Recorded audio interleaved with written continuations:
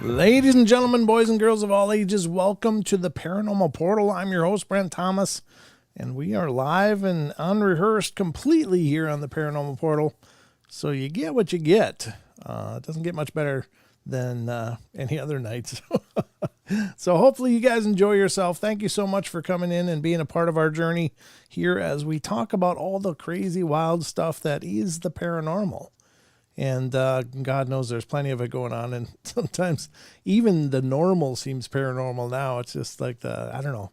I think for a lot of us, the world just feels like it's kind of standing on its head. And we're all trying to make sense out of it. But wherever you are and whatever's going on in your world, we hope you're doing great. And thanks for spending part of your weekend right here with us. It's Friday night. We have 2 full hours of the Paranormal Portal ahead. If you're new to the show, we're also simulcasting on tfrlive.com, as well as TFR is also simulcasting on iHeartRadio, TuneIn, and TalkStream Live. So there's half-hour breaks, just so you know. Don't get offended. It's just paying the bills, so to speak. So those of you on YouTube will have little video montages for you to keep you occupied, or you can just kick back and enjoy the amazing chat community that we have here on the Paranormal Portal on YouTube. So good to see you guys. Thank you so much. Hello, Rhonda. Good to see you. Oh, thank you, Maggie. I appreciate it. Way to start it out. Start it out with a bang. Thank you very much. So, guys, we are, I'm not alone, first of all. I think you should know that. I am joined by my significant big branch, the big branch on my family tree. This is, of course, is my son, Sheldon Thomas. Thank you, Sheldon. How you doing? Doing good. The significant big branch. We're just adding more titles to it. I like it. You can keep going on that as the weeks unfold. Sure, I'll just see how creative I can get here. Yeah, please do. The big cheese of Cheese Town, Mr. Sheldon Thomas. You can leave that one out. Leave that one out. Okay, I'm just working. I'm trying to work this through. How you doing, Jake? Good to see you. Hello to everybody that's in the chat on YouTube, and hello to the people that are over. It looks like Bam's the only one over on TFR. But how you doing, Bam? Good to see you, brother. He's always here. He's always here taking part in the Paranormal Portal, so we appreciate that a bunch, Bam. Thank you so much. There's a bunch of you over on YouTube, and it's growing by the moment here, so that's great. I don't know. Let me see. What am I doing here? It's Friday night, Sheldon. What do I do? What is my job at this point? Well, first thing we usually go into is the news. We will in just a moment. But before we hit the news, I want to thank the Paranormal Portal sponsor. And that is, of course, Cryptid Coin. They are a new cryptocurrency, or newer cryptocurrency with cryptid research and investigation at its heart. So if you're looking for an alternative form of investment, maybe this is the one for you. I know a lot of people are looking at alternative investment opportunities, and many people are embracing the cryptocurrency markets. And so this might be your opportunity. Check it out. See what you think. I'm not an investment expert, so I can't really tell you whether it's a good thing or not, but I know it's a good thing that they are taking care of us here on the Paranormal Portal, and we love them bunches. And so thank you, Cryptid Coin, for taking us under your wing. And if you want more information about Cryptid Coin, check it out. Head over to cryptidcoin.io. Again, that's cryptidcoin.io, and you can learn more about Cryptid Coin and the opportunities there. It's a cryptocurrency developed by Extreme Expeditions Northwest LLC. Now, also Extreme Expeditions Northwest LLC does a lot of documentaries and are currently working on one. And also, this coming June in 2023, in fact, June 17th, is the Sasquatch Roundup in Spokane, Washington. So if you are in the Spokane, Washington neighborhood or can make the journey, you should be over there, because Michael Freeman is going to be there. That's Paul Freeman's son. Of course, the Freeman footage we showed on the last show, this is his son. He's going to be there talking. Dr. Jeff Meldrum will be there, as well as Ken Gerhard, who's a cryptozoologist. Both Dr. Meldrum and Ken have been on a host of television shows dealing with the cryptids and paranormal communities. Tom Seawood of Sasquatch Island is going to be there, and he's the Cluck Clucky Wook gentleman who has been on the show with us many times on the podcast. Just a great guy. And there's going to be an amazing MC there for that event as it stands, and it's me. So if you're in Spokane, Washington, and you love some Sasquatch kind of get-togethers, this might be the one for you. So check it out. Again, it's June 17th in Spokane, Washington at the Spokane Valley Event Center. So check it out. That's coming up next June. So special thanks to Cryptid Coin, Extreme Expeditions Northwest LLC, and the Sasquatch Roundup. And yes, Sheldon, now it's time. You ready?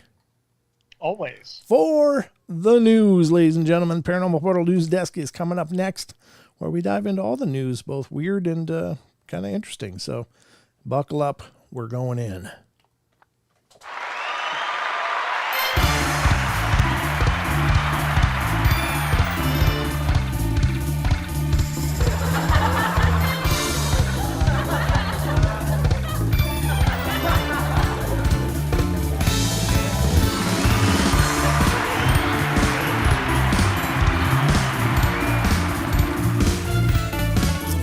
The most trusted name in news.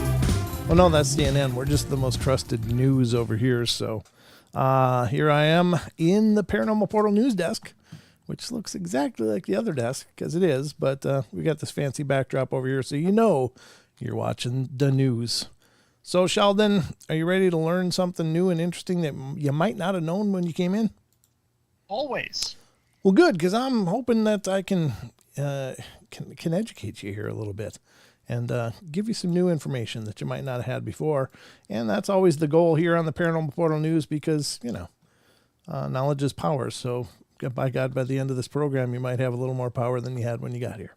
And the first one up tonight is from unexplained-mysteries.com. First and foremost, ladies and gentlemen, this is a fantastic site. I love this site a lot. It's been an incredible resource for us to talk about news articles and stuff. So if you want to check out a great site full of amazing articles and full breakdowns of pretty comprehensive information, including some pretty interesting individual accounts are over there as well. There's just so much. Head over to unexplained-mysteries.com and check it out. I can't encourage you to do that enough, because any of the articles we use and talk about on the site or on the show here, we definitely want to support what they're doing, because most of these sites are doing it on their own blood, sweat, and tears, and they need all the encouragement and support they can get. So if we can help steer some traffic to them, that is absolutely our pleasure. But the first one up tonight on the show is video shows shark in residential backyard during Hurricane Ian. I was going to say no. Ian. Yeah. Well, I mean, every time there's a hurricane, of course, there's the ocean swell, where the ocean level actually goes up, and this bubble formation, whether it's the low pressure from the hurricane or the high pressure. I don't know. I'm not a meteorologist, but I know that the ocean levels go up when there's a hurricane going over. So it's all kind of still resettling down there.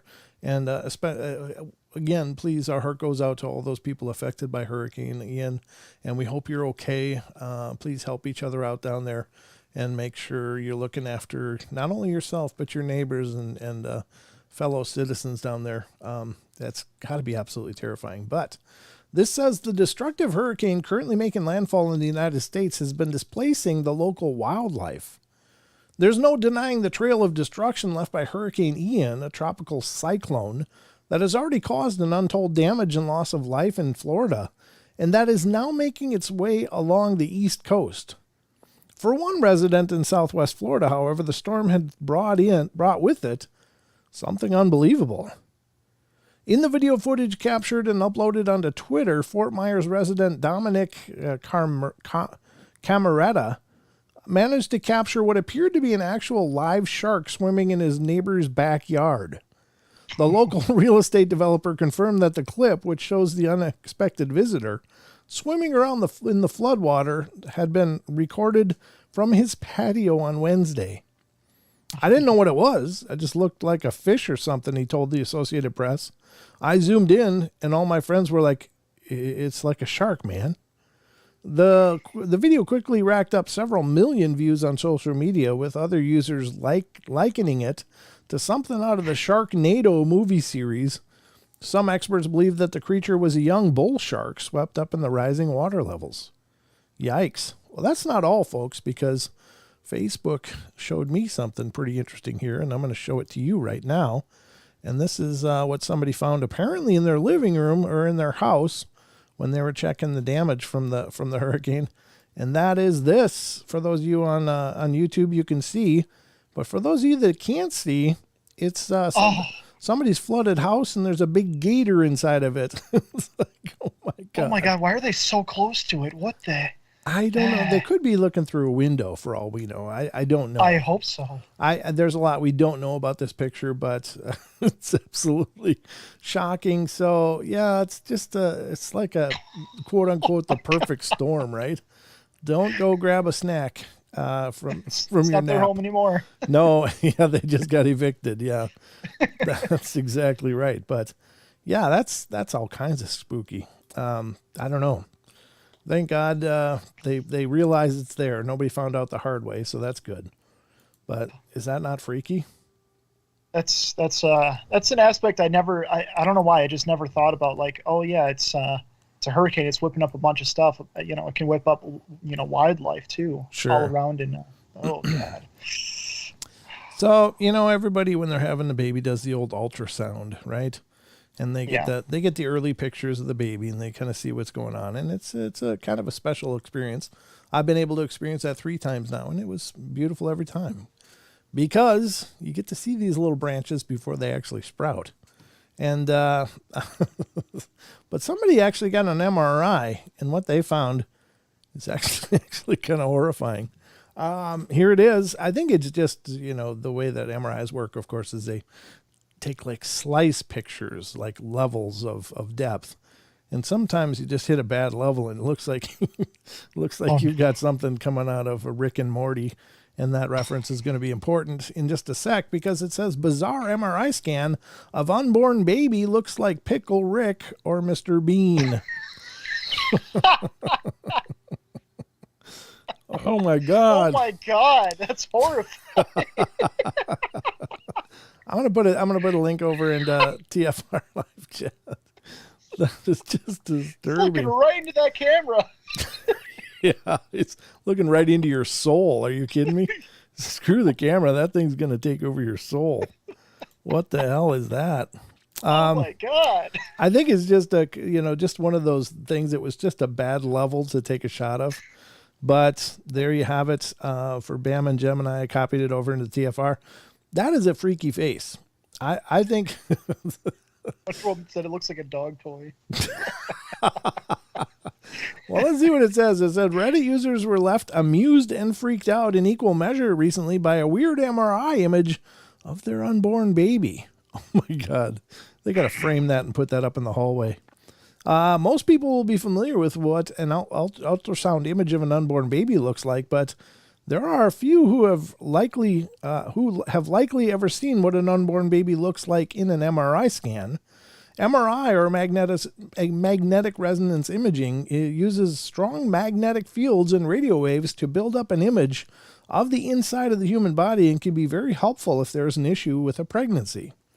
As users on Reddit found out recently, however, MRI scans of an unborn baby can look strange, to say the least, mainly due to the way the eyes and brain stand out in the image if the baby is oriented in a certain way. And this is definitely the way. That is just disturbing.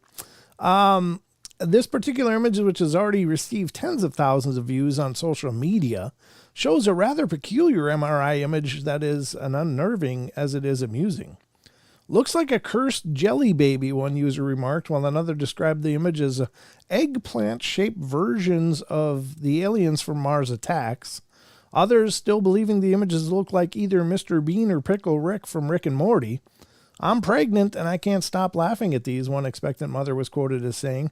Suffice to say, you may never think of what a baby looks like in the womb in the same way ever again. Yeah, it kind of takes some of the sweetness right out of it, doesn't it? Wait till that kid grows up and we go back to the baby pictures. Yeah, He'll show his prom date, his baby pictures. Yeah, yeah, that's enough to change your whole mood. Just looks so damn angry. It's like, Little gremlin in there. yeah, exactly. It does. It looks like just terrifying. But anyway, I bet you never saw that before, folks. But you're welcome. You saw it So here. happy for her. What? I'm so happy for her. Yeah. Oh my God, what a beautiful. Never mind. It's not beautiful. Never mind. Nope. Good luck on that. All right, let's get to the next one because I can close that now. That image is freaking me out. So many jokes. Oh, yeah, there's full buffet of possibilities of that picture alone. But Okay, continue. Wonder what the parents look like. Oh, shut I'm just They kidding. look just like that. It's just all weirdly contorted.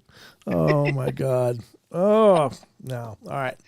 Let's get on to something else. And this is kind of a interesting story and not kind of the thing you'd expect to find in an archaeological dig. But anyway, unexplained-mysteries.com brings us a story out of Egypt.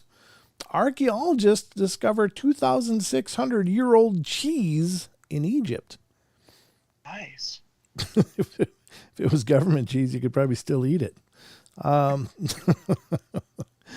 ever Stop see making that? me smile. It hurts now. Yeah, right. Oh, God. It says Egypt's Ministry of Tourism and Antiquities has announced the discovery of some of the oldest cheese ever found. If you are someone who turns their nose up at a variety of exotic cheeses found at your local supermarket, you certainly won't want to sample what archaeologists have dug up in the Saqqara necropolis near Cairo, Egypt recently.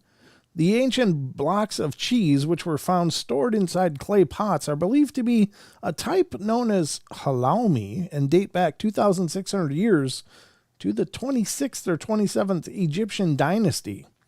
The cheese was thought to have been a major part of the diet of ancient Egypt, with previous discoveries evidence of cheese making in the region dating back as far as 5,000 years. Wow.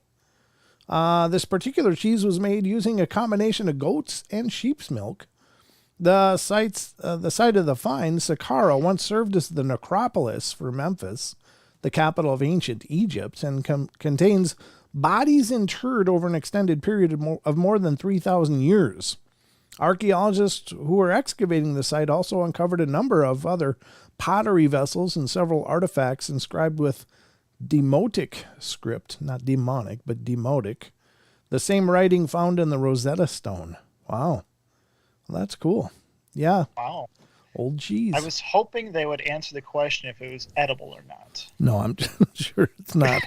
Although I've heard that, like honey, no matter how old it is, can be reconstituted and consumed, even if it was, but I don't think the same is true for cheese.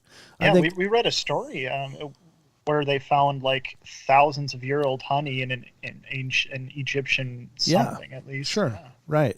So I don't think there's a shelf life on that because it doesn't rot, but I think that cheese would be something more like gravel at this point, It's like, oh, just dried out. Yeah, it's just there's nothing left except the idea that it was once cheese.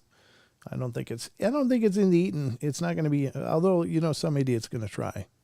Some idiot's going to try. He's going to sprinkle some on some toast or something stupid. Rachel said something along those lines. It'll be a limited edition Doritos flavor next month. It'll be the new Lay's flavor. Egyptian cheese. Ooh. You know how they do that? Isn't it Lay's or whatever that does those contests? Like come up with a new type of flavor. Yeah. Yeah, that actually. Yeah, that's true. I want the Egyptian cheese, please. It's like cheese sand. Oh, nummy. All right. It's just sand flavored. Yeah.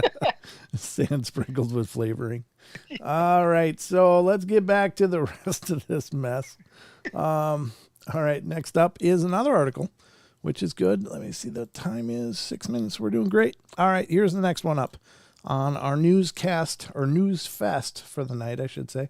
And this is from unexplained-mysteries.com as well. And this one is, man has kept his arm raised for over 10 years in honor of his god. And there's a picture of the guy. And his teacher was probably pissed.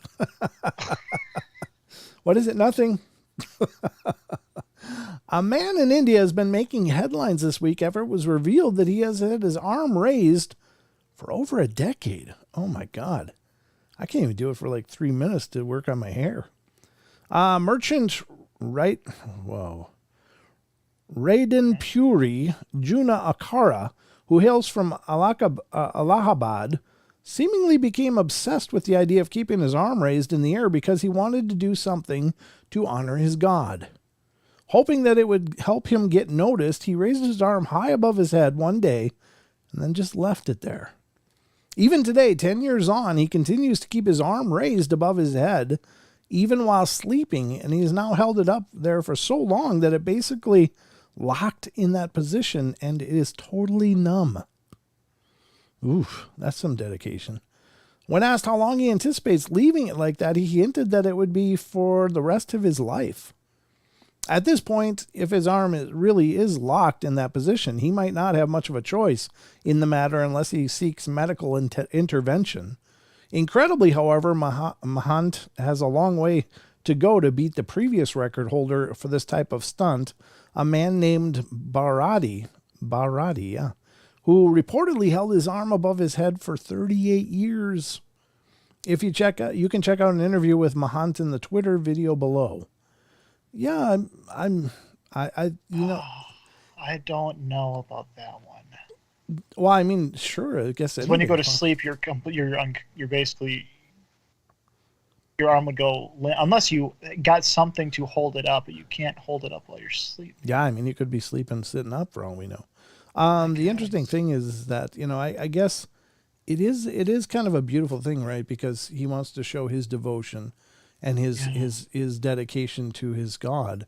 And maybe he just had nothing else. It wasn't like he could do it monetarily or in other ways. The only thing he could do was demonstrate something with himself.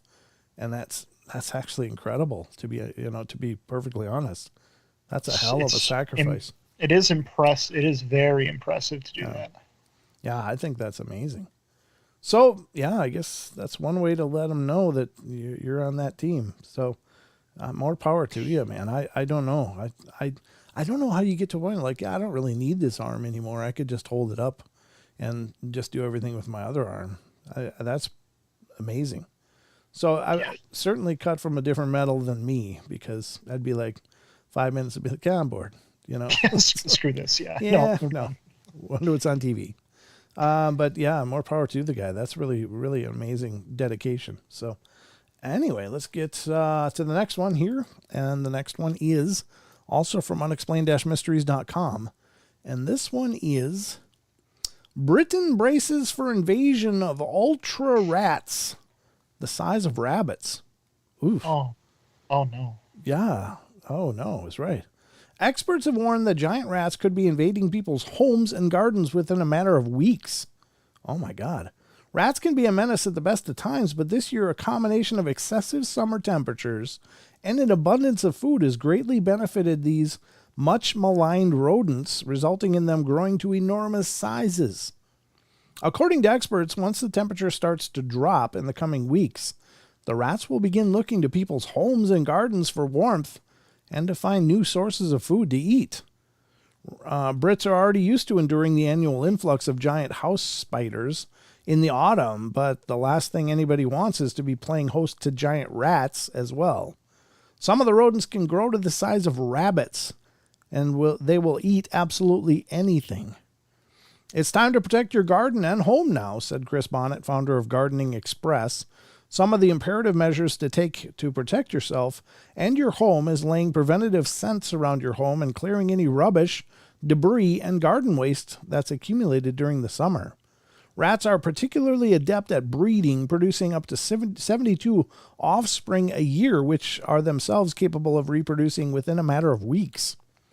Making your garden as unattractive to them as possible is a good way to avoid any unwanted visits. How do you do that?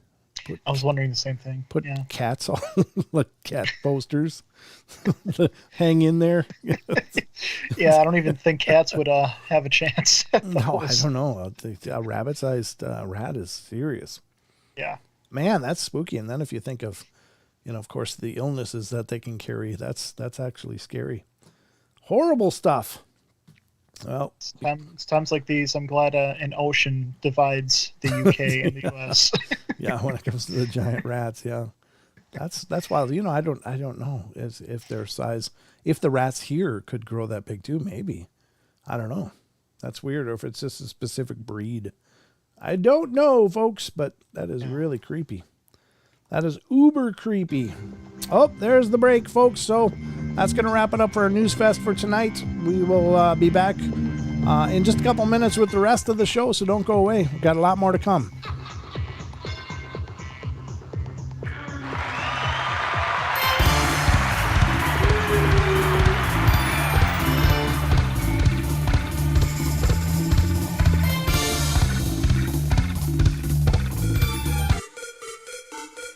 People say you have to have a lot of passion for what you're doing, and it's totally true. And the reason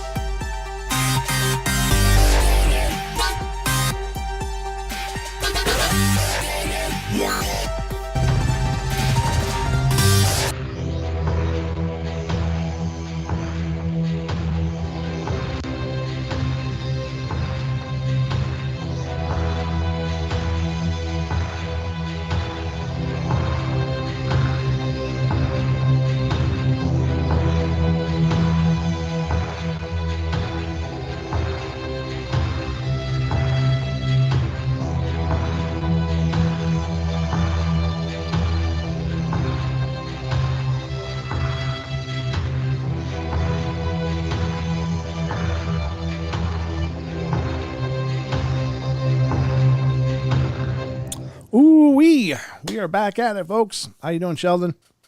Doing good. How are you? Just as well as I know how. Doing good. Just trying to sort out what's next here on the show. Got a whole bucket full of things to go through.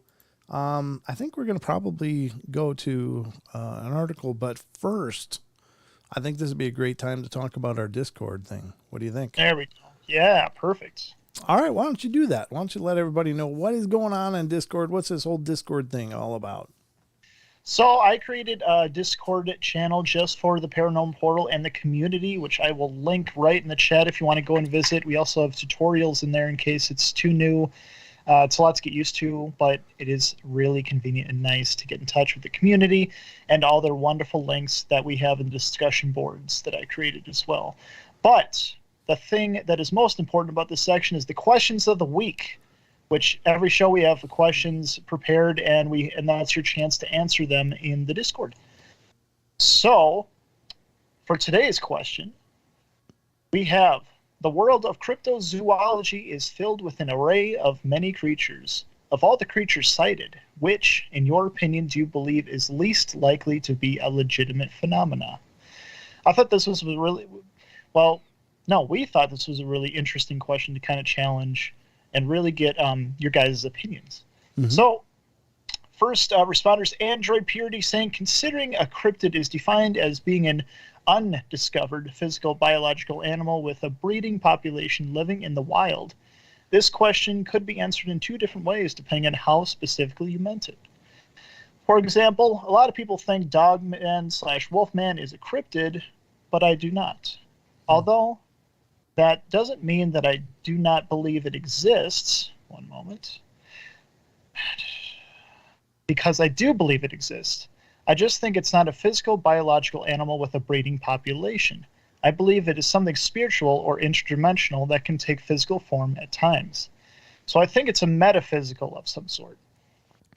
However, if you mean an actual cryptid that does not occur in any shape or form, then I would say the Loch Ness Monster is likely not real, because there's been a ton of actual scientific research on that lake in recent years, including scanning the entire lake by boat. So that pretty much rules it out, since that lake is really not that large compared to other lakes in the world. Excuse me. However, it's totally possible there's other large aquatic animals in oceans or other larger lakes that we are not aware of yet, like Lake Champlain, which is over 20 times the size of the Loch Ness Lake. Ooh, interesting. Okay, that's a good point. How'd you say? How did we mean it? Did we mean like physical, or did we mean metaphysical? Would you say what were we leaning?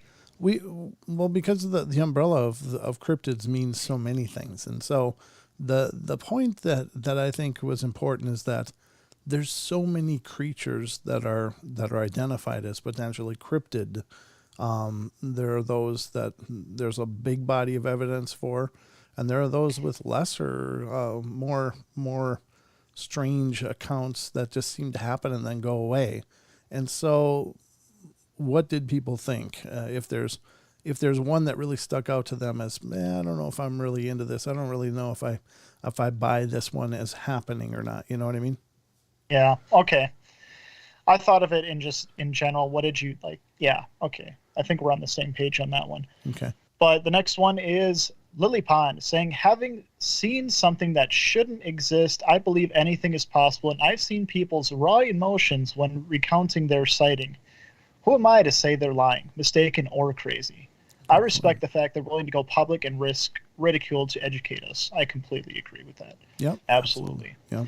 Ruger Ridge says, lizard people, least likely for me. Fair. Okay. ZX81V2 says, the Naga were an ancient friend of man before man turned on them. Ancient India. Okay. Fourth Color says, the Flatwoods Monster from West Virginia for me. It's one of those one-time cryptid/alien sightings. I've seen a compelling video that basically reduced that sighting down to it being an owl that spooked a group of people in the woods. Just my personal opinion, that could have been hysteria mixed with a large owl sighting. Now, for me, to be honest, some of these I didn't even know existed or were even recounted. So but for what I do know, I think for me the least likely would probably be lizard people or the what is it, the insectoids or whatever that are once in a while we read a story about those. Sure. Those I mean, I'm willing to believe anything. I believe anything's possible, but just leaning towards is it true or not, I would say those two. What do you think, Dad? Well, I think with some of it's kind of hard though too, especially when like you're talking about insectoids, because are they just part of a natural fauna of the planet allegedly, or could they be extraterrestrial? And that certainly is a consideration as well, because we don't really understand or know. There's people that believe they know, but do we really know what possibilities lie in the interstellar space? And could there be an intelligent race of some form of insect kind of, family tree? Could they build craft? Could they, learn to fly interstellar and all of that? And I think it's tough to say. It's kind of a trick question in a way, because I do agree that it's really hard to sit and say, well, I don't think this is real, when people claim to have really seen something and they experienced something. Now, this is where the paranormal gets real muddy, because we really don't know what they actually perceived, and what they perceive, we don't know that it's for sure a separate biological or intelligent entity. Or could it be an extension of themselves? Oftentimes we talk about tulpas on the show.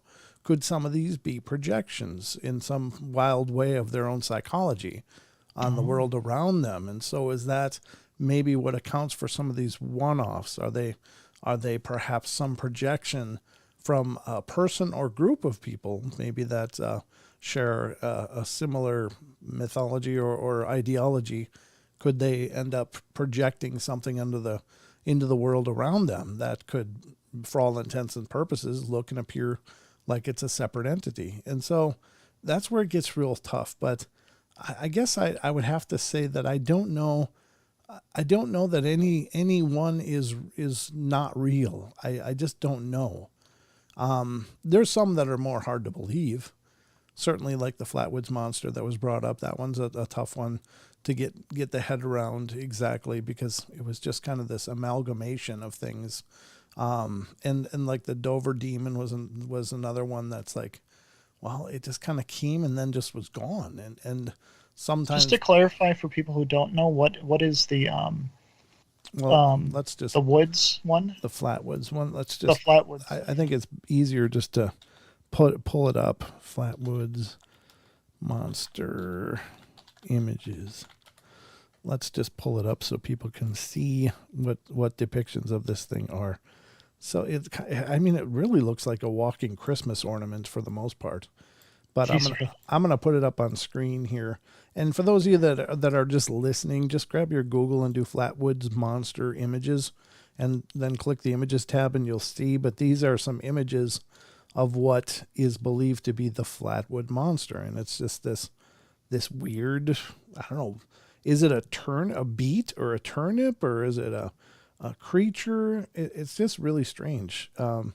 Makes me think it's like a type of nature spirit the way it's depicted. It could be. I mean, that's another possibility. But when we talk about cryptids, we're talking about a very biological thing. That it falls within the realm of zoology, because cryptozoology is just basically undiscovered creatures, as Android pointed out. So this is the Flatwood Monster, and it just kind of happened, and then it just stopped happening, and maybe once in a while a claim comes up still, but it's hard to know. So these are the tough ones, because it was something for a second, and then it was nothing again. So is this perhaps a projection? Is it perhaps, as you suggested, an animal spirit or a nature spirit? Is it something else? I would probably honestly think that this was more of a spiritual manifestation of some kind, if it indeed happened. And I don't pretend to say yes, it did happen or didn't, but there's just some things that are hard to wrap your head around. So Yeah. that's my take on it. And I think you guys all had great points, amazing points. And thank you for participating in that. Was there any in the chat? Let me see if there are any. What is someone had a question actually? Now I'm curious. Sure. What's those creatures that people experience that hear those clicking sounds they make? Creatures with clicking sounds? Yeah. I don't know. I'm thinking of, when you say that, I'm thinking of the movie Mimic, which was like these movie monsters that were actually like human-sized insects that had learned how to camouflage themselves or basically developed in such a way as they looked like a person, and they lived in like the subway tunnels and stuff and would take people and eat them, and they always did this clicking. Oh, God. It was really Okay. really creepy. It was a great movie, but it was really creepy. And it was called Mimic. If you ever get a chance, if you haven't seen it, check it out, because I'm not a horror movie person at all. And I don't know that this was more horror. I think it was more suspense, but it was really creepy. But I'm trying to think of what creatures are known for their clicking noises, and nothing's jumping to my mind right now. Oh, he says, but I was referring to those people that have experience of these types of cryptids and hear clicking sounds from it and don't know what kind of creature that does that or hear clicking sounds. You know, that the interesting thing is there's even languages of human languages in some parts of the world that use clicking. And so maybe there is creatures that utilize clicking as a form of communication too. So it is unusual, but it's not unprecedented, even in human populations around the globe. So, you know, could it, we barely know what Bigfoot sounds like, and they've been around forever, and there's so many witnesses, but if it wasn't for Ron Moorhead and his team capturing the Sierra sounds, we probably still wouldn't have any idea, except for the Ohio howl and some other yells.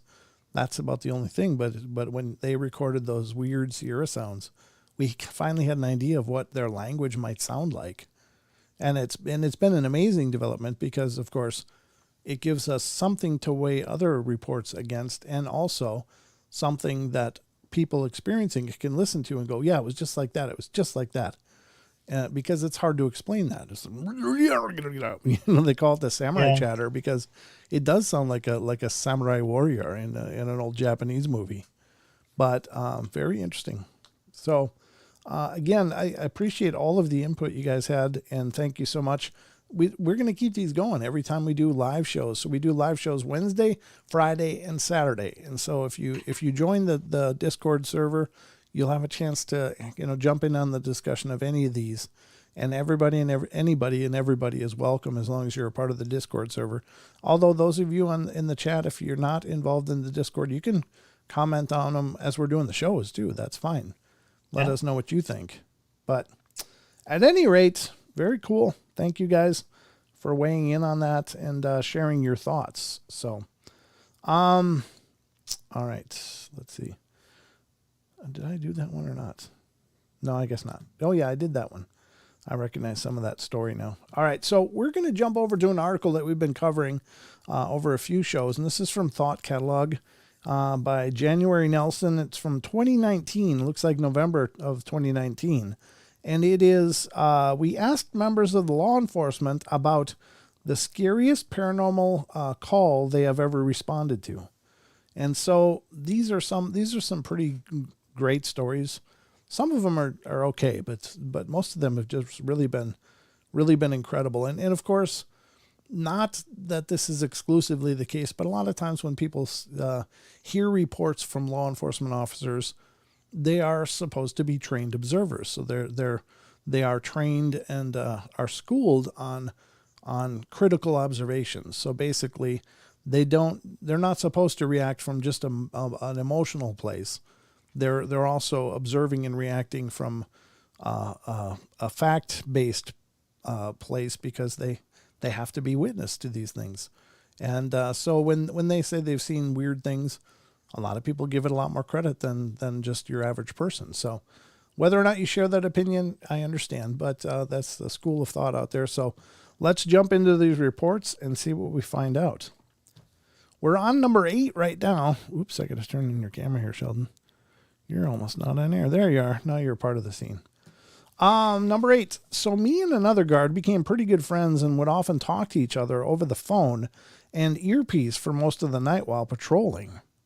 One time he found a door to the basement of the oldest building in our state or city or something like that, and the basement was also infamously haunted.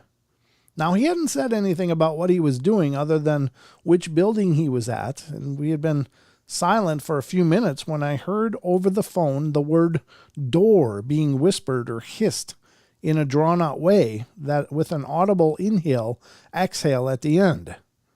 Well, at first I thought it was him and asked him to repeat himself, and he was confused and said he hadn't said anything. I didn't want to freak him out, so I didn't say anything until after he'd left the building about what I had heard. He was pretty freaked out by it, and it would have been very out of character for him to have done that just to mess with me.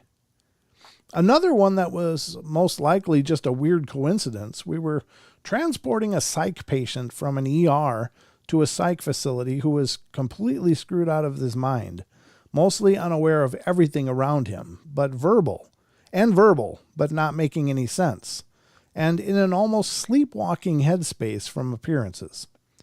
The nurses had doped him up, but said he'd been in the same mental state, just more agitated beforehand. The antipsychotics had only really calmed him down. The first thing he does after loading him in the vehicle and me sitting down next to him was turn to me, appearing suddenly lucid and saying conversationally, "Well, you look like you're ready to hurry another dog or to bury another dog." The morning of, I'd found my dog passed away in her sleep and had buried her. After looking at me expectantly for a few moments while I was a little confused and shocked, the appearance of lucidity on his face and eyes slowly faded away before he turned back to mumbling and rocking back and forth and trying to eat the bag of chips the nurses sent with him. Not the chips out of the bag, mind you, but the bag of chips. My least favorite building to patrol every night very often would have doors unlocked on my second and third patrols, after I'd found them locked beforehand. Many times, bay doors, which required a latch to be lifted from the inside, would be unlocked. The building had alarms attached to every door that I'd have to disarm every time I opened one of the doors so that they worked. The building owners were not concerned in the least and simply said that the doors did that, and that's why they hired us to keep them locked. If it had been employees opening one of the entrance doors, then I would have been able to see which employee and at what time they'd been unlocked, which happened occasionally, but I'd always been informed to expect that on the nights it occurred. I'd also hear hissing noises, thumping from the roof, and the occasional bay door being shaken as though by wind, but with none of the bay doors next to it being shaken. That place creeped me the hell out. The guard before me had quit at 2 a.m. after ending a patrol at that site halfway through a few weeks after getting promoted to lieutenant. Driven straight back to the office and left his gear and letter of resignation and refused to return any calls. I had a friend who was good friends with that guard and asked him if he knew what happened, and he just said that the guard refused to talk about it. Another time we were going to pick up a psych patient from an ER, and when passing the hospital morgue during either late night or early morning, heard loud sobbing coming from in there. We flagged down a nurse and told them, who called the hospital security to come check it out, and they found nothing. The hallway the morgue was in had a few other rooms that were all locked and closed, but the sound had seemed to be coming directly from the morgue. Another site I would patrol at night was an outdoor theater at the edge of town. A body had been found on an undeveloped part of the grounds and was thought to be a victim of Ted Bundy at the time, and the area of death matched up with when Ted Bundy was in the area and active. However, it was never proven. The place was creepy as hell, and I didn't even know about the murder until after I'd been working it for a while. Now, I'm very used to being outside at night in a rural area where there's no electric lights, but this place had this oppressive darkness that seemed to absorb any light, even on nights with a full moon. I had to use a flashlight to be able to see anything, and even my flashlight seemed to have less reach and illumination there, apart from the weird darkness. There was only ever one unexplained incident. It was the first night I was patrolling there. I'd stop halfway through the patrol to have a smoke break and turned off my flashlight because the battery was running low. After finishing my cigarette, I went back to my patrol and turned my flashlight on and froze. Alarm bells started to go off in my head, but I wasn't sure why. I hadn't heard or seen anything, but I just had this strong feeling that something was off. Then I realized what it was. My shadow was being cast out in front of me, as though there were a light shining on me from behind. I yelped and jumped around, bringing my hands up, thinking there was somebody behind me, but there was nothing. I didn't see anything that would have cast my shadow that direction. And I didn't screw around to see if my shadow would keep on doing that. I turned my light off and returned to my car, using my much dimmer phone light to see because I didn't want to see my shadow in front of me again.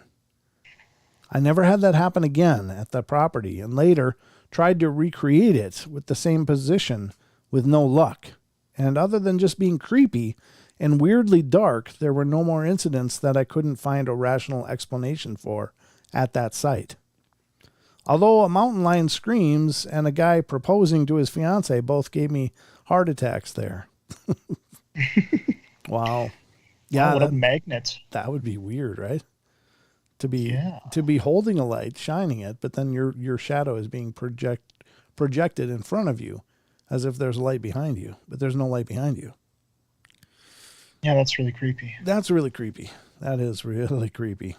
All right, let's go to number 9. Let me see the time here. Yeah, we got 3 minutes. How long is 9? Oof. I don't know. Maybe we can do this. It's going to be, no, I better not try. I'm going to just hold number 9 until we come back from the break. But we got a lot more. You know what? That story kind of goes back to what we were saying in another show where an area can kind of be an entity in itself. Sure. Well, yeah, some areas, and it's kind of a parapsychology idea. It's called the stone tape theory, but the idea is that places can absorb energy. And another concept and idea in the paranormal world is that places that are exposed to a lot of energies like that over a period of time can perhaps even develop a consciousness of their own. In other words, houses can become angry and can hold resentment and hate because they've been so bathed in it that it just permeates them. And energy, our energy doesn't just dissipate after we've felt it. We feel and we radiate our energy into the world around us. And so is it impossible to believe that that energy continues to exist after we've expressed it? Could it continue to be energetically present and build up and build up and build up until there's actually a consciousness to it? Is that possible? And I don't know, yes or no, I can't tell you, but it certainly does stand to reason that there might be a possibility for that. So something to consider anyway. But we are about to hit the break in about a minute, so there'll be plenty of time to consider that. But what do you think, Sheldon? Do you think places could absorb those energies and create a consciousness of their own? I think so. I mean, energy is energy. It can only be transferred, not destroyed. So I mean, even in that, who's to say materials and being in an area for long enough, everything could probably absorb those energies, or it can just lay there and accumulate in itself and become conscious. Yeah. I think so. Yeah, I don't see why not. Sure. I mean, there's places, some people describe, even the Native Americans describe places just being evil, just a place, not necessarily an entity or a creature, but just a place. And I've certainly been to places where I was like, I don't like it here. I don't feel right here. We got to leave. And it wasn't because I felt that there was something there. It just felt like the place didn't want me there. And I don't know how else to say that. It's very strange, but this is the world of the paranormal, folks. It's the world we explore every night here on the shows. So, Exciting. what's that? It's exciting. Exciting. That was Jake. That was my little boy. That was Sheldon's younger brother, actually. My little minion. That was it. That was Elijah. So he stopped in. Jake's like, "Hey, who's that?" Who's what, Jake? What are you talking about? What did you see? Yeah, there's no one there. There was nobody here, Jake. What is going on? No. This is my littlest one. All right, folks, we'll be right back. We're going to go to the hour break. Don't go away. There's still a lot more to come, including more from this article. So stand by. We'll be right back.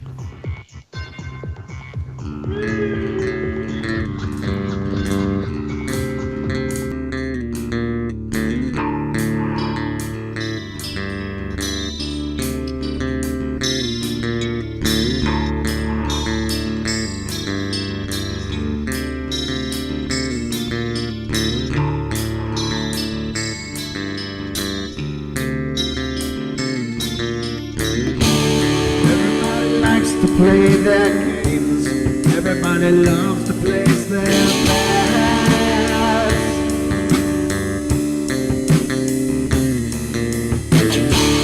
They don't understand the price I paid. They don't care to comprehend.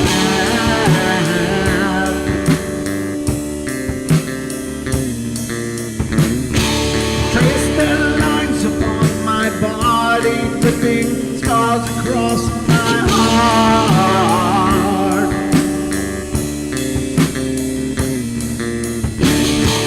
Raging anger pours inside me as their lies keep falling apart.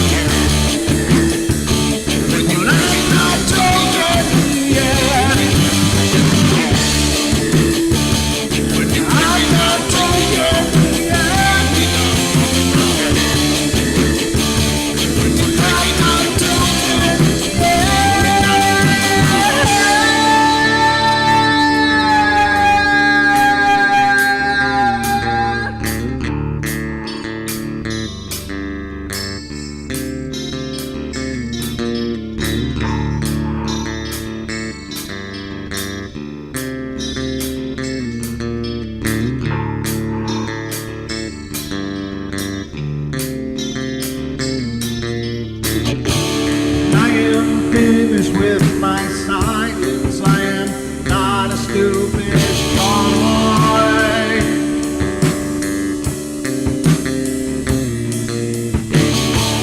No more breaking me with kindness, just you dance upon my joy.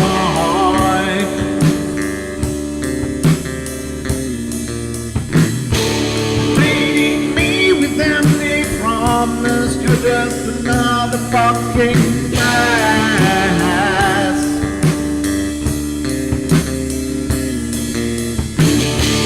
Taking off the slice of my sanity, just make sure that you're well fed.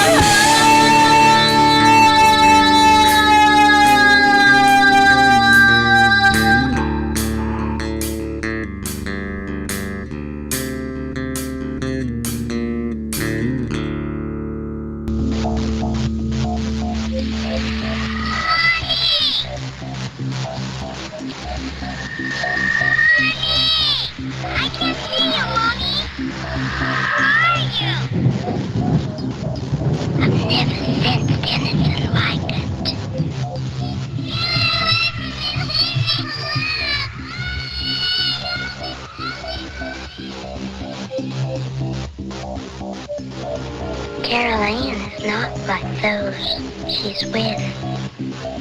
They're attracted to the one thing about her that's different from themselves. Her life force. It is very strong. It gives off its own illumination. It is a light that implies life and memory of love and home and earthly pleasures. Something they desperately desire, but can't have anymore. Right now, she's the closest thing to that. Poltergeists are usually associated with an individual. Hauntings seem to be connected with an area. A house, usually. Poltergeist disturbances are fairly short duration, perhaps a couple of months. Hauntings can go on for years.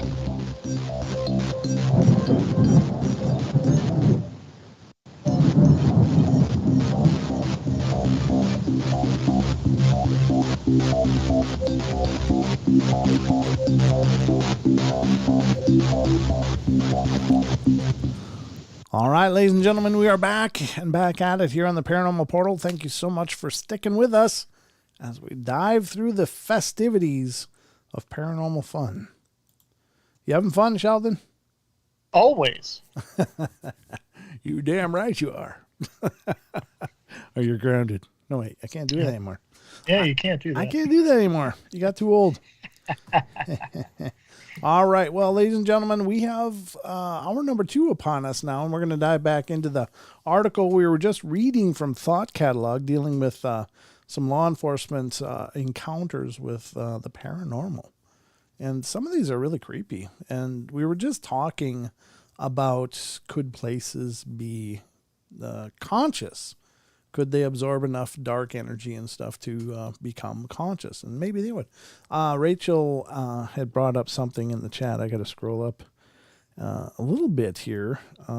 Rachel said, Paranormal Portal, could that buildup of energy poured into a building be used by individual entities as a power boost?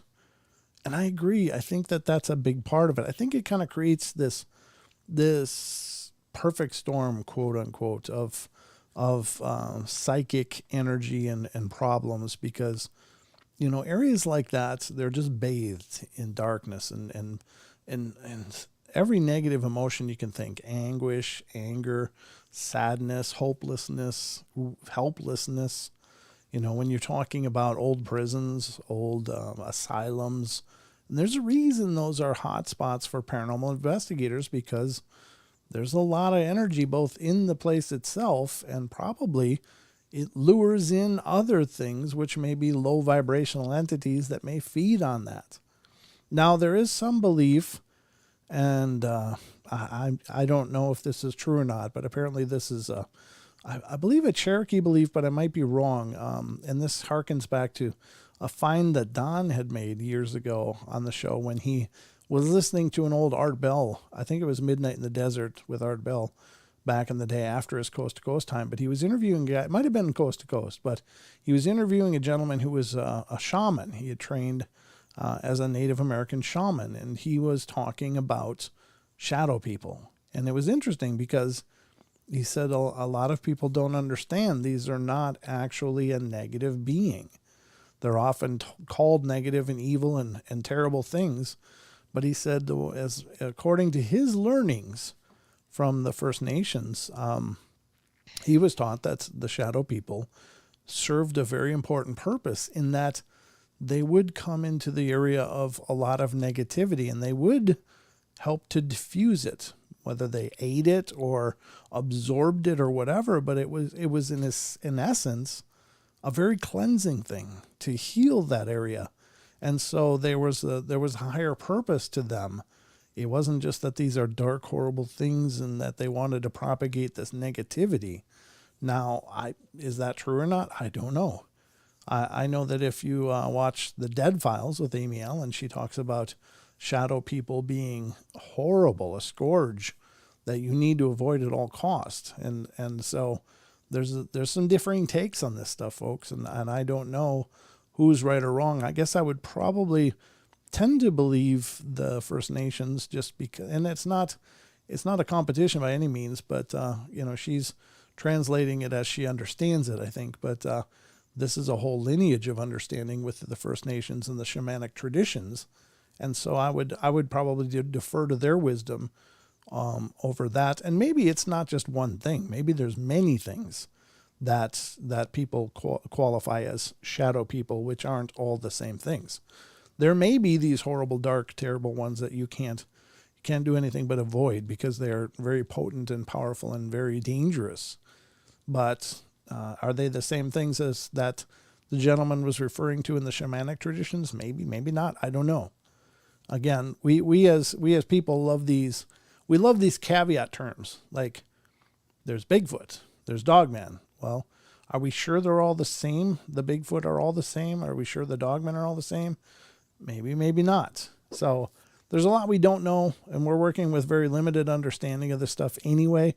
But I appreciate your thoughts, Rachel. Thank you for contributing to that thought and adding That's to a good it. question. Mm-hmm. Yeah, it's a perfect, and I think there is merit to that.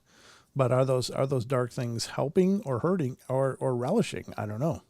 That's the big question that we don't know. So, Jake's doing all kinds of spooky emojis there. Uh-oh. Jake's getting into the Halloween tradition right here on the Portal chat. All right. Let's continue on. We're on number 9 from this article, and let's see what this one says. It starts out, 3 years ago, I was called into investigation of a burglary in a cemetery. Yeah, that's such a dark thing. Oh, my God. I just wouldn't. I don't know how desperate you have to be where it's like, well, I got to steal something, so we're going to hit the graveyard. Oh, jeez. Like, really? Anyway, let's see what it says. When the forensics guys and I finally went out there, it was a slow morning. None of the responding deputies had actually gone inside yet. They were like, nope. 4 deputies and a sergeant were busy securing the scene from the outside because it was still dark out and they didn't want to go into a dark mausoleum that had been broken into. Apparently, they felt much safer with us, overweight, non-sworn employees around, so we went inside together. The exterior door to the mausoleum had been forced open, and we started looking around for signs of anything stolen or vandalized. Eventually, we did find that one of the grave sites in the mausoleum, almost 15 feet off the ground, had the cement plaque shattered, and the coffin was pulled out, left sprawling on the floor. All contents of the coffin were missing, including the cremated remains of 3 people. The last one died in 2004. A person would have had to bring their own ladder to pull this out, and had been at least 12 to 13 feet tall. Or been at least 12 to 13 feet tall, rather. According to the forensics guy, it looked like the plaque for the coffin had been shattered from the inside due to water damage. Still, it seems oddly coincidental that a plaque would simultaneously break in the night of a break-in to the mausoleum. It hadn't been accessed since 2004, so almost 12 years prior. The people in the gravesite had a single living relative, and I called them, exchanged pleasantries, and then when I asked them about the mausoleum, they said, "No habla English," and hung up. They went, nope, they weren't going to talk about it.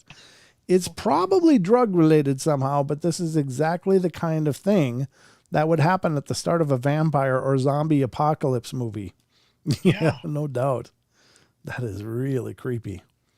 That's what I was thinking too. Like, oh my God, Rise of the Vampires? Like, what? Right, and the ashes had disappeared as well. So, like all 3 of the urns or whatever had disappeared that were inside of that. That's weird. Okay. Suspect. Number 10 had a couple of weird things occur one night. Was working night shift in a small town and received a call to the local hospital. The call was from a lone security guard on site who didn't feel comfortable dealing with this on his own. The call was dispatched as urgent assistance. On arrival to the hospital, the guard stated to me that nursing staff had heard what they referred to as blood-curdling screams coming out of the then-closed psychiatric unit. There was no patients or staff in the unit at the time. The door to the unit was a clear glass door, and there was nothing visible on the other side. I requested the keys to unlock the door after turning the key in the door and unlocking the deadbolt. Before I was able to remove the keys from the door, something had forced the lock and relocked the door, resulting in my hand still holding the key to be physically moved as well. Whoa. So it relocked as he was unlocking it. I was pretty creeped out myself, but based on the severity of the call, I still entered the room and conducted a search of the entire unit with no result. Immediately after clearing the unit, another call came in, but this time it was from a nurse walking to her car on the street, who also heard loud screams. I ran down the hospital parking lot where another unit met me, and we searched the area, and I then came across a small park and could hear a very faint squeaking sound. I followed the sound only to come across a swing set of 4 swings. 3 swings were absolutely still, as there was no wind, and the other was moving almost as if there was someone still sitting in it and pumping it to gain momentum. I stood there in awe for a good 30 seconds, and the swing did not lose any momentum. What a weird night. What did they let out of there, I wonder? God. They let something out. Yikes. No habla inglés. No habla inglés. Yeah. All right, number 11. In the early in my career, the elevators to the older section of the CIA headquarters, known as the original headquarters building, or OHB, were known to have quirks, and I think they still do. Occasionally, the elevator would stop and the doors would open at a floor with no one there, and no one on the elevator had requested that floor. I heard secondhand that the thing to do when that happened was to say, "Good day, Mr. Director," because it was assumed that the doors always opened for the ghost of Alan Dulles. OHB was his project, as many know, but he never was able to move into his office, having been replaced as CI director just before it was ready. Wow, so he's still haunting the place. He never got to move in, but he keeps trying. Number 12, I'm a police officer working on an emergency response team on a busy London borough. We took a call to a suspected domestic incident in a block of flats. The informant said that she could hear screaming and sounds of disturbance coming from the flat above her own. Once we arrived, my colleague and I knocked on the door of the flat the informant said the noise was coming from. Well, I had heard nothing on my way up and certainly couldn't hear any disturbance coming from the address. And to be honest, I heard nothing at all. After knocking twice, we had no response. My colleague left me to go downstairs and speak directly to the informant. I stayed by the door. I knocked again, and after some time, it was answered by an elderly woman. She had clearly been asleep and was alarmed to see me standing outside. I told her that someone had called saying that they could hear a disturbance coming from within her address. I asked her if there was anyone else inside with her. She looked bemused and told me that she lived alone and had been sleeping. I asked her if I could come in to satisfy myself that nobody else was there. She invited me in, and I walked into what was a small 2-bedroom flat. The flat was in darkness apart from her hall light and her bedside lamp. I began searching through the flat, and as I approached the final door, the living room, my colleague called me up on the radio. He told me that he was on his way and asked if I was okay, and I told him everything was fine, wondering why he sounded so flustered. He told me that he was with the informant and could also hear screaming and loud thuds coming from the flat I was in. I told him it must be mistaken, as I was almost done searching the flat and that I had heard nothing whatsoever. I have to admit a feeling of unease as I opened the final door. Like all the other rooms, it was in darkness, but was freezing cold. My breath misted immediately. There was no one in the room and no signs of disturbance. No window was open, and I called my colleague and asked him to listen out for my footfall. He said he could hear my feet as I stamped them, but said that the screaming had stopped. Well, this coincided with me opening the door. I left shortly after apologizing to the elderly woman for waking her. I have no rational explanation for this at all. My colleague and I left feeling very creeped out. Jeez. Oof. That's a little more than creepy. That's terrifying. That is really creepy. That's a weird one. Obviously, there was no actual noise happening there, but there was a projection of noise. So, is that a And it was dimensional?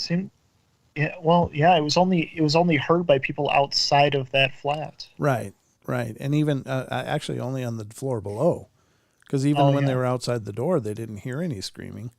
While he was banging and waiting, but the guy went downstairs and he started hearing the screaming immediately. So, oof, that's horrible. And that makes you wonder: is it a psychic projection towards people, or is it something dimensional? Is it something else? I don't know.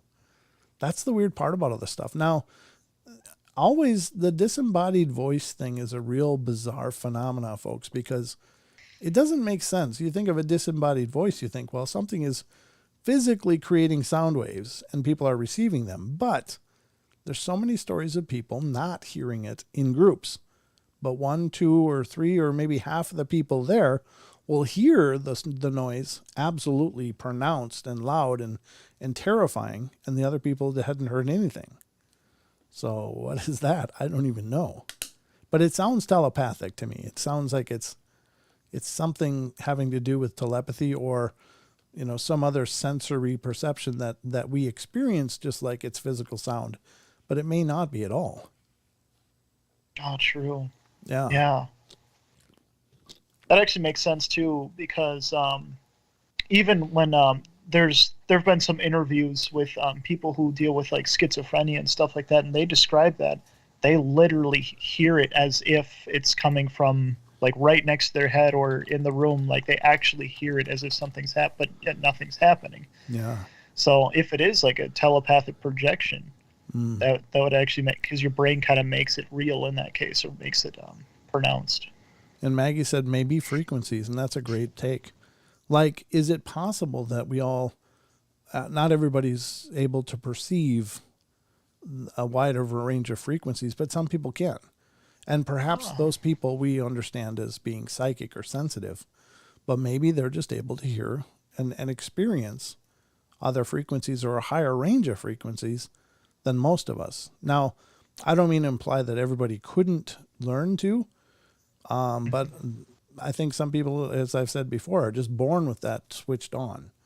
And we call them psychics or seers or mediums or mystics or, sensitives, whatever.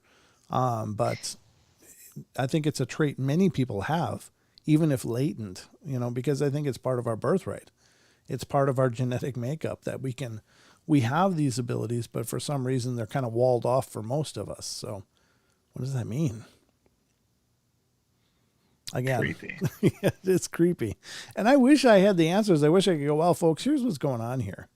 And this is what's happening, and this is how it happens, and this is how you can help tune into this if you're interested in it. I wish I could do that, but I just don't know. And that's the journey, though, right? That's the journey of all of this. We just don't know. But, by God, it's keeping us interested, though, isn't it? Yeah. Okay. So Aggravated Progressive says, my girlfriend got in trouble because her voices gave her answers on a test. 100, no way. Wow. That's pretty profound. That's pretty profound. It really is. So then they're not just delusions, though, right? Or that's that, or it's tapping into the subconscious, which records everything. Maybe. Could be. That could be it. That's a great concept, a great possibility. But whatever the case, that's some freaky deaky stuff. Freaky deaky. Wow. Yeah. But it's curious because I do think that we have incredible potential. We have amazing potential, untapped potential. Like whatever we will eventually evolve to become, we already have in us, but we're just not really good at getting to it yet. So, but that doesn't mean that those abilities can't surface from time to time. And maybe that accounts for precognition, and that accounts for moments of telepathy or just, some kind of psychic connection. But I think all of those building blocks are in us. Maggie says she agreed, not with what I just said, but what I said before. Thank you, Maggie. I'm glad. It was your idea. So, I mean, that's the wonderful part of these discussions, is because, I really don't know. I really can't say here's exactly what's going on. But I love the discussions, and I love throwing ideas around, because that's how we stand to learn. And you guys bring a lot of that to the table. Like, you guys put a lot of these ideas on the table. It's like, oh yeah, that really makes a lot of sense when you talk about frequencies. Yeah, because we think of sound as it is a frequency, just in a very rudimentary way. It's a vibrating frequency. But when you think of frequencies, that opens a whole can of possibilities. Oh yeah, like maybe all these things are happening. It's just way out of our frequency range. Right. And there you got to wonder about things like the whole idea that we've talked about many times on the show, which is like, are there asylums that are filled with people that actually have ability, and therefore, it just can't be explained. So they get institutionalized. And what if these people that have like schizophrenia, what if that's just more about them receiving frequencies that maybe not be of this world? Maybe they're receiving frequencies from elsewhere, and they manifest in their daily lives, and they're handling this weird version of reality because they're dealing with more than one reality. I've dealt with mentally ill people before when I was working in corrections, and it's for them, they're what we call delusions, and I don't mean to degrade them in any way, but what we call delusions are their realities.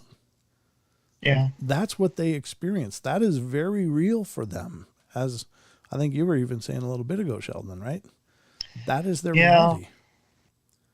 So it actually breaks if that is truly the case, and we don't have the science to really measure it, and we're not there yet, type of thing, and we find out later that they were normal with a profound ability. That actually breaks my heart because of how we're treating those people now, if that is the case. Well, I think now more than ever it's much more humane, but I think in the past it was horrid. I mean, because we had no concept of what was wrong with these people. They do things like lobotomize people, like, hey, maybe that's the answer. I don't think it was ever the answer, but they kept doing it as if it was the answer. And somehow we're allowed to do that, which is a tragedy in and of itself, because, again, it's like handing a chimp a monkey wrench and telling them to fix your lawnmower. I bet you're going to end up with scrap metal, We just didn't know. They don't know. But I guess that's also how we learn, though. We learn through experimentation, and as brutal and horrible as that is, or can be, it has brought us to a better understanding. So I guess that's at least some merit to it in the long run, but just some horrible things happened in the past because of people trying to understand these concepts that there's no way they could. So Stephanie says she agrees with her psychic prison job. They truly believe what they see. Yeah, absolutely. I mean, I was there. I dealt with that firsthand, dealing with people who are hearing voices and stuff, and trying to talk them through that. And it was heartbreaking because you're trying to help somebody differentiate from a whole different experience that you can't participate in, but you're on the outside going, no, let's look at this differently. Let's look at it a little differently. You're trying to pull somebody back from dangerous situations and stuff because they're in a state of confusion, and you can't blame them. If we all experienced that stuff, we would probably be on the precipice too. But it's some scary, potent stuff. But and just to say one more time, because we're going into a very for some people, sensitive subject. We could absolutely be wrong. It's just discussion and talking about the paranormal. Like, just saying that to not be irresponsible in saying that. Oh, sure. I mean, I'm not trying to diagnose, a new angle on this, but it is part of the discussion. People, we talk about realities a lot with the paranormal, and certainly there are people that have a different take on reality, and this may be why. I don't know. It's as good as the idea as any, but yeah, you're right. We're certainly not trying to, encapsulate this with any kind of proof or new definition of mental health, but it is a curiosity. So we're going to go to the last break. We'll be right back in just a couple minutes. We'll get into some creature reports, and we'll see where we end up. All right, don't go away, folks. Got some cryptids right around the corner.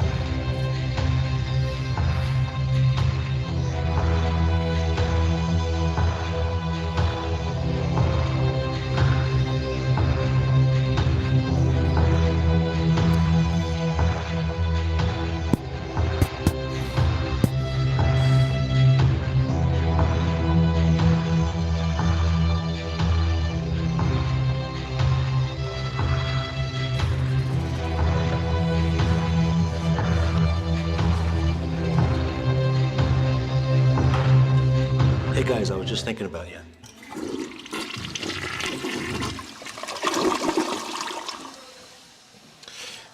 Yeah, that's right. That just happened. I was just seeing how long that would go on for. Ladies and gentlemen, Mr. Russell Accord of Expedition Bigfoot. What a great guy. All right, folks, we are in the last half hour of the show, which means, well, I got to do something else because we're all done with that article. So turns out I have other things ready to hatch here, my master plan of the Paranormal Portal. And first up is a couple of reports from Phantoms and Monsters. These are a couple I've had up for a while. We have never gotten to. They've been ready, but we never got to them. So, again, Phantoms and Monsters, Lon Strickler's site. And it's a great site dealing with UFO 40 topics. A lot of creatures and cryptids and other stuff.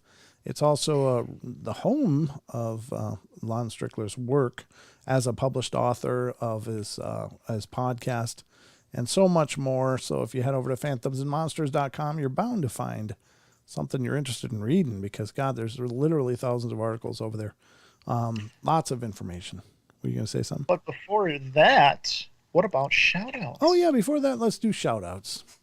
Who's here, Sheldon? Let me tell you who's in the TFR first, and that is Bam, Gemini, and Jake Fortes are all over there. Well, over here on the YouTube spectrum of things, we have Aggravated Progressive, Drew Duncan, Elaine Clifford, Eric, a.k.a. Purple Hobbit Abroad, Ghost Magnet 81, It Burns When I Pee, Jake Forte. I'm so sorry to hear that, Sheldon. We got Justin Goodearth, Con Squatch, Maggie M10, you're here. Rachel Gets It Right is always here. Ruger Ridge, I'm here. Sugar Britches, T-Boy 13, The Pharmacy Seeds Network, and Wonder Woman, and Digger Dog. Trying to see who I missed. Con Squatch, I saw you. Android, Purity, I think I said you, if not hi. Other than that, I think I said everyone. If not, I apologize. Good job. There's a reason. There's a reason I had to do the shout outs. I saw that chat name. I was like, nope. Oh, okay. You left shoot it over to me. Okay. Yep. Hot potato. No, I just wanted to hear what it sounded like, and it didn't disappoint. Oh, there is. Oh, there he is. There we go. Mr. Naysay piling in. Good to see you. All right. So now we'll get to the Phantoms and Monsters articles. The first one I'm going to get to is having to do with the UFO stuff. And this is from September 25th, 2022 on phantomsandmonsters.com is the article, Phoenix Lights Eyewitness Discloses More Details About the Incident. So the Phoenix Lights incident, for any of you out there that may not know, it was back in the 90s, I think was when it was, and a big triangular or boomerang-shaped craft went over Phoenix, Arizona, and was witnessed by thousands of people, literally seeing this huge object. It was a nighttime, but there was a starry sky, clear skies, and there was something going overhead. It was basically 7 white lights and 1 red one or something in the middle, or 6 white and 1 red. But it was like a mile or two in width. It was just this huge object going overhead. And people filmed it. People observed it. It became this big panic in Phoenix, Arizona. Like, what the hell is this? And people were looking for answers. And there was a official inquiry about it. And they queried the military, who said initially, no, nothing is up in the air of ours. And then came out a few days later and said, oh, we were doing flare exercises from, the A-10 Warthogs. We're dropping flares as a practice. Well, they didn't say that the other nights. And certainly what was recorded did not look like flares. Some of the footage may have been some flares, but as far as I could tell, from what I've heard and seen discovered about it, it didn't match the description. I'm trying to think of the guys. The governor there had a press conference, and I'm trying to think of his name. It was an unusual name. It's right on the tip of my tongue, but I can't get it. But he had a news conference saying, "Yep, we found out who's responsible," and he ended up parading out a staffer in an alien gray outfit and making a big joke out of it, which pissed off a lot of people because there were a lot of people that were genuinely scared about what was going on, and at best they were being either cast off completely or treated like idiots. And apparently the governor, after some time, came around full circle and said, "Yeah, you know what? I actually saw what these people are talking about. I don't know what it was either, but it was kind of a little too late." And came off as a real bad thing. And maybe he didn't have a choice. Maybe he was under some kind of official pressure to, debunk it. But anyway, let's see what this is. It says, an eyewitness to the Phoenix Light craft comes forward with other details about the incident. And they also make observations concerning either UFO sightings and experiences reported. I've never had an ET experience. What I mean by that is a face-to-face encounter. I did witness the Phoenix Lights in 1997, and that craft was about a football field above our heads. It was a boomerang shape that had 3 lights on each wing of the craft, and the bigger amber one at the tip. It was a gunmetal black/gray, like a flat black, and a lot of witnesses said that it was silent, but we heard and actually felt in our bodies a humming/buzzing sound like that of a transformer or high voltage power line. I felt it in my chest the most. The main thing that freaked me out was the size of it. It was massive. I've been on an aircraft carrier before in New York City, the Intrepid, and I also lived in Virginia Beach and would drive by the Norfolk Navy base quite a bit, and there'd be 3 to 5 carriers docked there prior to 9/11. Since we were so close, I would estimate that you could fit 3 to 3.5 aircraft carriers on each wing end to end on this craft. People on the ground said that it was a mile across from wingtip to wingtip, and I would agree with them.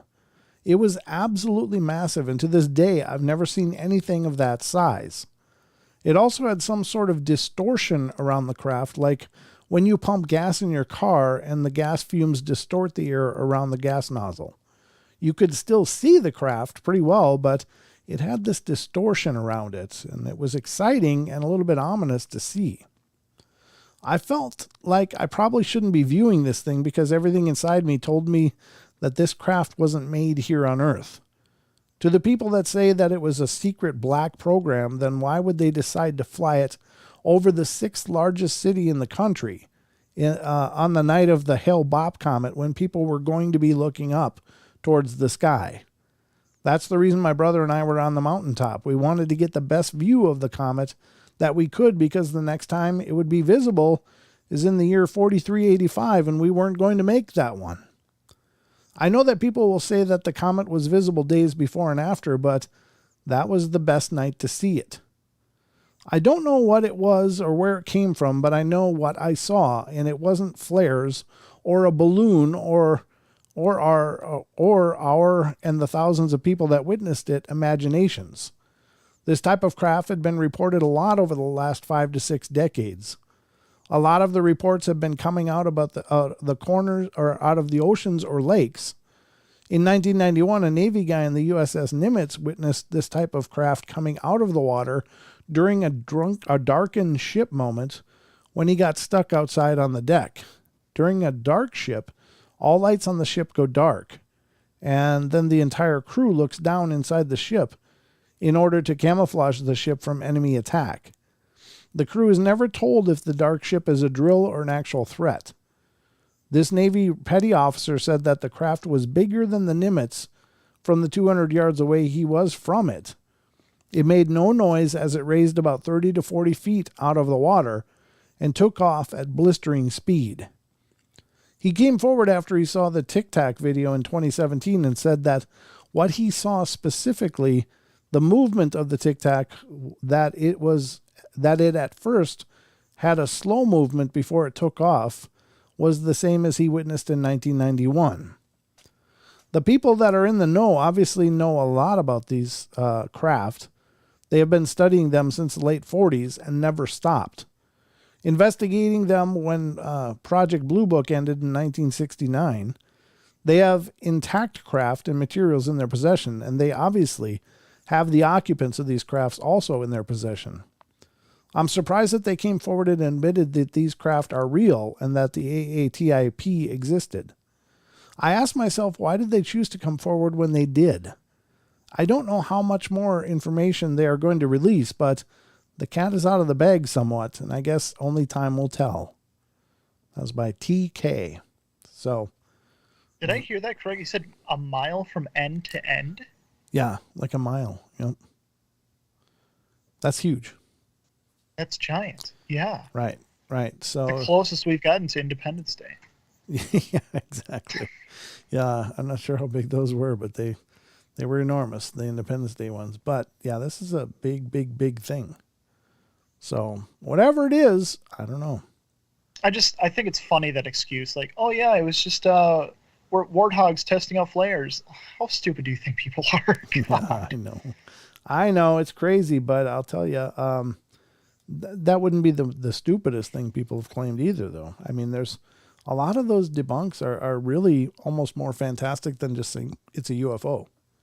What is the, we'll be nice and say, what is the silliest explanation you've ever heard?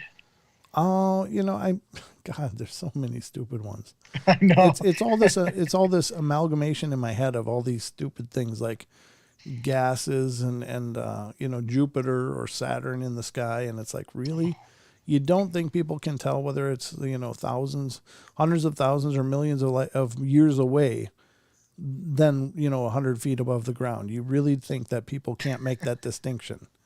Yeah. That, some weird, I don't know. It's the whole laundry list of things that they throw together and then try to tell you that it's, that's what it is.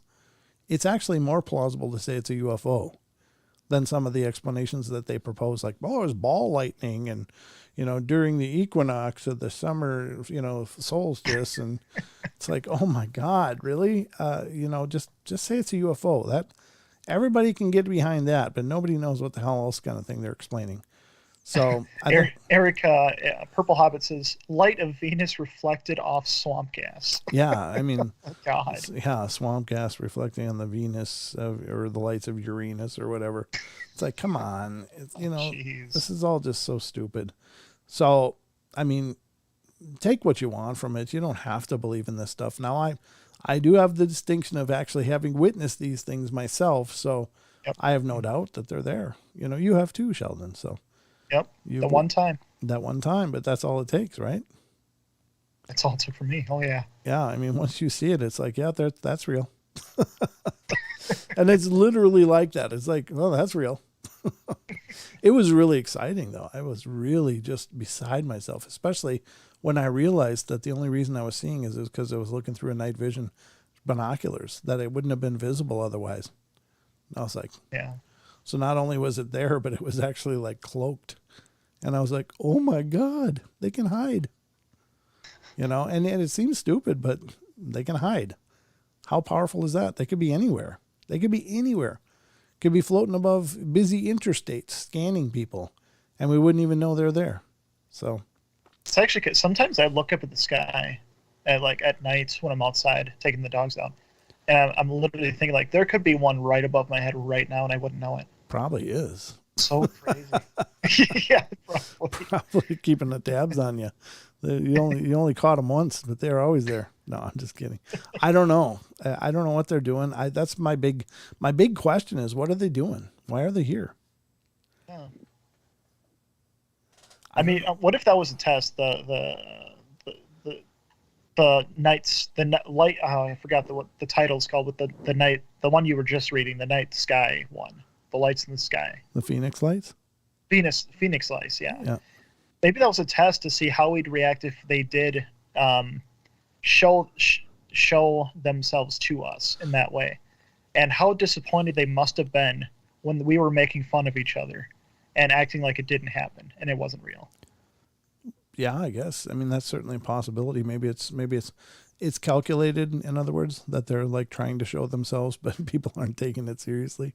Yeah, It's like, that must God, have been. come on, If we're that's here. the case, that would have been so disappointing. Yeah, but there, I mean, there's other accounts like the Indrid Cold, case where the guy's just driving along and comes upon this car and this guy gets out with like a Joker grin on and this face like that and announces that his name is Indrid Cold and it's a whole chain of events that happen after that. But I don't know. I mean, maybe they're not even being subtle about it, but we're just so misled, we are just so misinformed. Maybe they're wide open. Maybe they're like, God, what do we want us to do? Have a parade? We're here. We're, shooting through your skies. We're cutting up cows. Come on, got the The one I saw was in pure daylight. Like, I'm surprised I heard no other reports in that area at that time. Yeah, no, I know. And where you saw it though, it isn't like there's a ton of people that would have been there. It's true, but the way it shot off. Very rurally, yeah.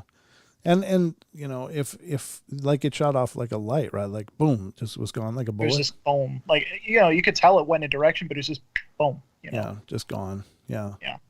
So I often wonder about that too, because like, what if that's just when they hit the switch to make it so you can't see them, and it looks like they just shot off, but maybe they're still floating right there. Oh. Maybe that's just turning on the screw you lights. Like, Yeah. Oh, he's looking at us. Turn it on. Yeah, it's like pulling the drapes closed when somebody drives by. It's the same kind of thing. Get down. We're not home. Yeah, true. Okay, we're here. Go get the Sanka. In the coffee cake. Come on, we got guests coming. I don't know. I wish. Take me with you. You'd sell your home for some coffee cake, you cheap bastard. No. Sounds a cheap date. We'll travel for donuts. On a UFO, I mean. Yeah, no, you just gotta have some chips or something. You'll be fine. Just a bag of chips. Yeah. Yeah, just a bag of chips. Hey, Sheldon, want to go see a nebula? It's like the interstellar equivalent to the white van. Yeah, candy. Hey, come on in. I need some help moving this couch. Oh God, that's true. Just saying. I don't know. God, you guys tune in for this too. Can you believe that? I know. You guys, I'm so sorry. It doesn't get better than this though, does it? All right, so I guess we got 7 minutes left. Is that enough to read this? Oh my God. No, it's not. This is much longer than I thought, so I can't read this. That's a lot longer than I thought. Wow. Well, I think you got time for this. This is from this is actually nothing. I guess, you know what? We'll go to a different one. Because I gotta fill in pieces now, folks, because we're at that Do you have point. any callers? Nope, just me. I'm the only one on the phone line for right now. I don't know if I missed something. If I missed it, I'm sorry. Never know. But we have a Reddit article here, and I haven't really gone through this, so I don't know what we're in for, but it's just one of those aggregate articles from Techie Twist. And this is techietwist.com. Reddit users shared unexplainable things that happened to them. Shared unexplained things that happened to them is. What the hell does that mean? I don't even know what that means. Okay, Reddit users shared unexplained things that happened to them and were freaked out. So let's check it out. We got time for a few of these, I guess. The first one, late night visitor. For a lot of pet owners, their animals aren't just pets, they're family. So losing a pet can be a really devastating loss. It would be especially difficult if you were living apart from your pet and couldn't see it very often, which makes this story equal parts heartwarming and creepy. And it says, I was living in Boston. I wake up at 3 a.m. because my cat jumped up on my bed, curled between my calf. My cat would do this every night since I was 5 years old. The thing is, my cat was living with my parents on the West Coast, so I couldn't understand what the hell I just felt. But I knew it was my cat. I just figured I was dreaming. The following morning, I got a call from my parents letting me know that my cat died around midnight the previous night, which was 3 a.m. my time. I guess that was my cat traveling to Boston to come see me one last time. Aww. That's beautiful, right? It's like a beautifully sad story. Right. Yeah. Next one is a medical mystery. Here's a story that combines terror, supernatural, medical, and nature. I had a reoccurring nightmare of a black parasite sucking the life out of me. I was very stressed during that time, and my cats would come sleep in bed with me, and I got an itch on my chest where I dreamt the parasite was sucking the life out of me. Then I got sick and felt a pea-sized lump. I went to my doctor, and they ordered a biopsy, and it turned out I had male breast cancer at the age of 28. After I recovered, the dream never came back, and my cats went back to sleeping in their usual places, not on my bed. The dream was creepy, but what made it for me was that my cats were protecting me. That's beautiful. Oh, thank you. Naysay found $2 in his pants pocket. Thank you for that. Way to give. All right, here's the next one, An Amazing Adventures of a Driver's License. In 2009, my wallet and BlackBerry were stolen at a gas station. I replaced my cards and moved on with my life. In 2014, 5 years later, I got a new to me truck. It had been a Comcast truck in the next state over. Well, I drove it to my parents' house, and my dad and I were combing through it, and we found my driver's license under the passenger seat. The license that was under the seat was the one that was stolen in 2009 in a truck from a different state that hadn't been built at the time of the theft that I happened to purchase 5 years later. Oh my God. Wow. That's kind of creepy, right? Well, if what are the anything, odds, the right? chances of that happening. Yeah, what are the odds? I mean, that's like a divine intervention right there. That's like really some serious serendipity. Seriously, yeah. Very cool story. All right, let's go to the next one. A little help. Number 4. My husband was driving, and I was a passenger in the front seat, and I don't know what made me do this, but I quickly grabbed his arm and I shouted, "Slow down," which he did. Then a few seconds later, a car on our left side sped past us really fast and then careened into our lane and crashed into the car in front of us. The person speeding died, and the person in the car in front of us died. It's inexplainable what made me do that, but I'd like to believe I have a good angel watching out for me. Yeah, no doubt. Wow. My God. Jeez, I mean, you get kind of detuned to the whole idea of driving, right? We drive all the time, but I think you really have to remember that it can just be like that. It can change. Easy. Oh, we might have a phone call, by the way. Oh, yes, we do. All right. This looks like Ruger with 2 minutes left. Mr. Ruger, let's get you on the horn here. Are you there, Ruger? Hello? Okay, real quick. Yes, you sir. got me? Yep, we got you. Yeah. Real quick. Swamp gas story. Okay. I go to work in Arkansas, clearing right away in the swamp. Mm-hmm. First day on the job, the foreman thought he'd be cute and show me what swamp gas is. Swamp gas is methane that gets trapped under the water, and as stuff deteriorates, it builds up this gas and it builds pressure. Okay. So we're in boots up to our knees, and he starts stomping back and forth. He says, "Watch this." And he flicked a bick, and when he did, the whole swamp lifted. We're talking like 2 foot, and a tidal wave went for an 1/8 of a mile with a blue flame. And I looked at him, and he was like, "Never seen it do that before."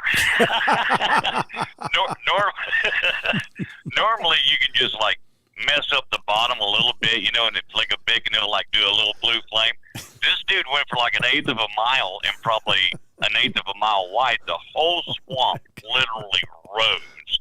at our feet and went away from us. And he said, I've never seen that before. And I said, well, don't do that again. I won't.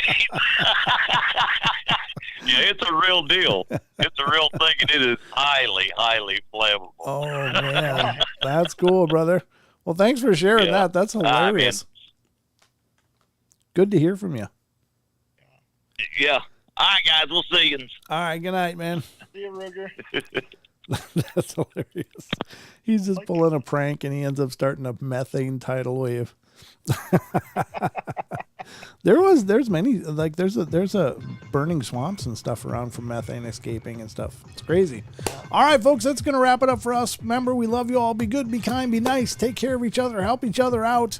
Find the magic in every day, and remember to laugh as much as you can. Sheldon and I will be back tomorrow night, 7 p.m. right here on YouTube. Don't miss it. Good night, everybody. Good night.